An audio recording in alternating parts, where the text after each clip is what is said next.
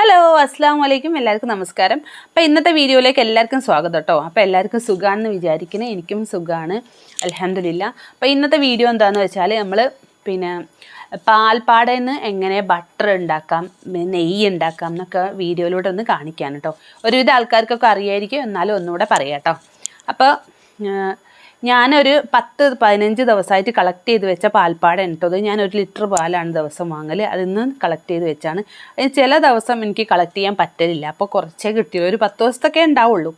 ഒരു മാസത്തോളമായി എടുത്തേക്കാൻ തുടങ്ങിയിട്ട്. അതിന് കുറച്ച് ദിവസങ്ങൾ മാത്രമേ എനിക്ക് പാട കിട്ടലുണ്ടായിരുന്നുള്ളൂ.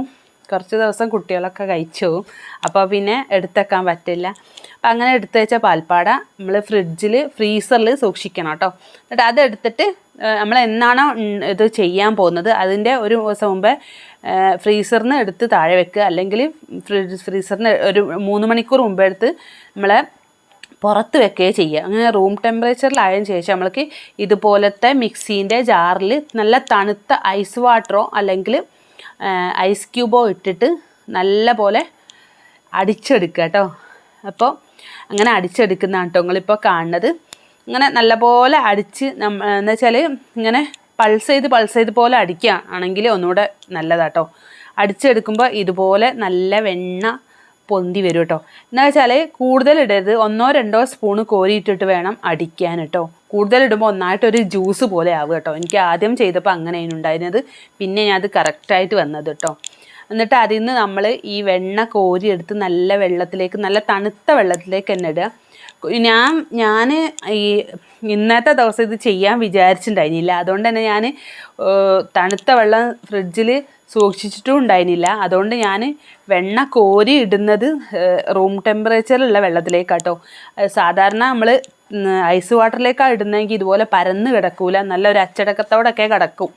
ഇതിപ്പോൾ ഞാൻ സാധാ റൂം ടെമ്പറേച്ചറിലുള്ള വെള്ളത്തിലേക്കാണ് ഇടുന്നത്. അങ്ങനെ ഒക്കെ അടിച്ചെടുത്ത് ഇത്രയും വെണ്ണ നമുക്ക് കിട്ടീന് കേട്ടോ. അപ്പോൾ ഇതിനി നമുക്ക് ഉരുക്കിയെടുത്താൽ നമുക്ക് നല്ല അടിപൊളി നെയ്യായിട്ട് കിട്ടും കേട്ടോ. നല്ല നമ്മളെ കൈകൊണ്ട് ഉണ്ടാക്കണ, നമ്മളെ വീട്ടിൽ ഉണ്ടാക്കണ നെയ്യ് ഉപയോഗിക്കുമ്പോൾ അതിൻ്റെ ഒരു തൃപ്തി വേറെ തന്നെയാണല്ലോ അല്ലേ.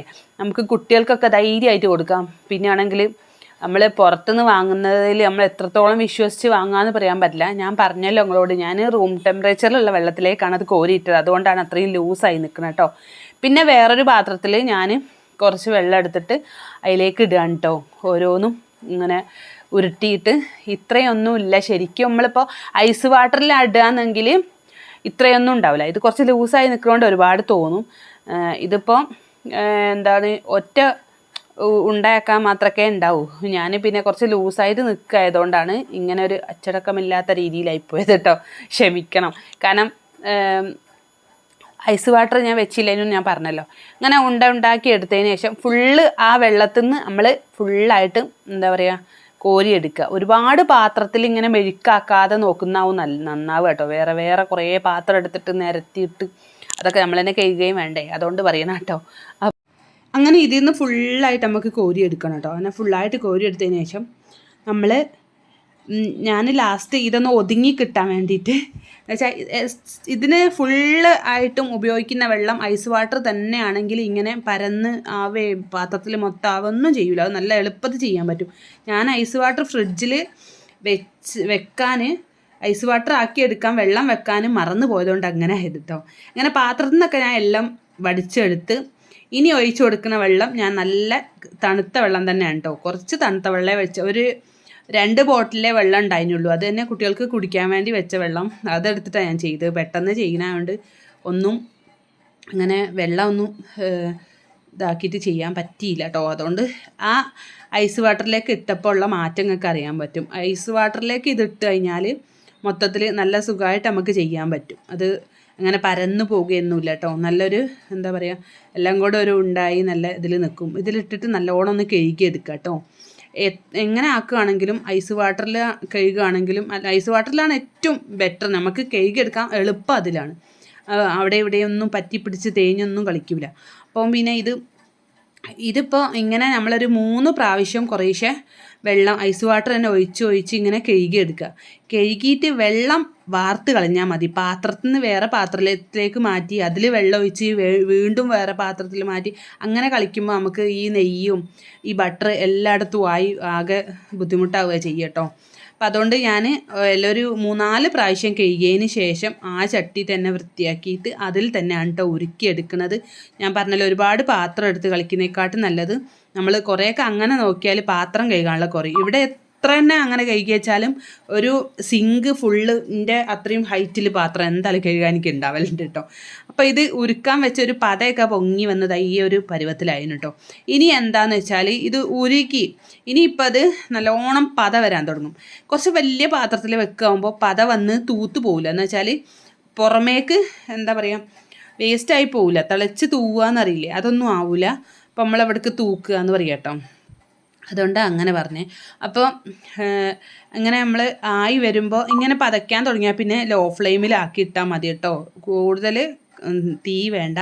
ഇപ്പോൾ ഈ ഒരു പരുവാകുമ്പോൾ തന്നെ ഇത് നെയ്യായിട്ടുണ്ട്, ഏകദേശം നെയ്യായി. ഈ ഒരു കളറിൽ വേണ്ടിയവർക്ക് അധികം മൂപ്പിക്കേണ്ട എന്നുള്ളവർക്ക് ഈ ഒരു കളറിൽ തന്നെ എടുക്കാം കേട്ടോ.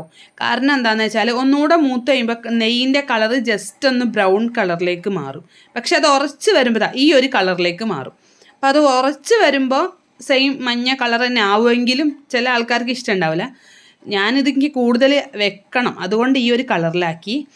ഓഫാക്കിയതിന് ശേഷം ഈ ഒരു കളറിലായതിനു ശേഷമാണ് ഞാൻ തീ ഓഫാക്കിയത്. എന്നിട്ട് അത് തണുത്തതിന് ശേഷം ഒരു കുപ്പിയിലേക്ക് മാറ്റണം കേട്ടോ നിങ്ങൾ കാണുന്നത്.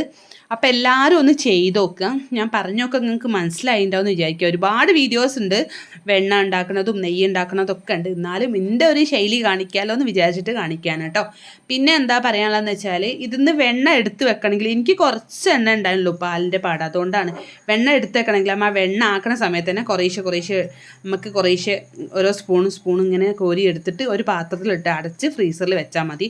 ആ ഒരു ഓരോ കട്ട എടുത്തിട്ട് യൂസ് ചെയ്യാൻ നല്ല സുഖമായിരിക്കും കേട്ടോ. ഉറച്ച് വന്നപ്പോൾ ഇതുപോലെയാണ് നെയ്യ് നിൽക്കുന്നത്. നല്ല ടേസ്റ്റുള്ള നെയ്യ് കേട്ടോ, അടിപൊളി. നമ്മൾ പുറത്തുനിന്ന് വാങ്ങുന്ന പോലെ ഒന്നുമുള്ളതല്ല, ഒരു മൊത്തത്തിൽ നമ്മൾ കഴിക്കുമ്പോൾ തന്നെ അത് അറിയാണ്ട് കേട്ടോ. അപ്പോൾ എല്ലാവർക്കും വീഡിയോ ഇഷ്ടമായെന്ന് വിചാരിക്കുകയാണ്. വീഡിയോ ഇഷ്ടമായാൽ ലൈക്ക് ചെയ്യാൻ മറന്നു പോകരുത് കേട്ടോ. നിങ്ങൾക്ക് വീഡിയോ ഇഷ്ടമായാൽ ലൈക്ക് ചെയ്യാൻ മറന്നവർ ചാനലൊന്ന് സബ്സ്ക്രൈബ് ചെയ്യുക. അപ്പോൾ അടുത്ത വീഡിയോ ആയിട്ട് വരുന്നവരേക്കും അസ്സലാമു അലൈക്കും.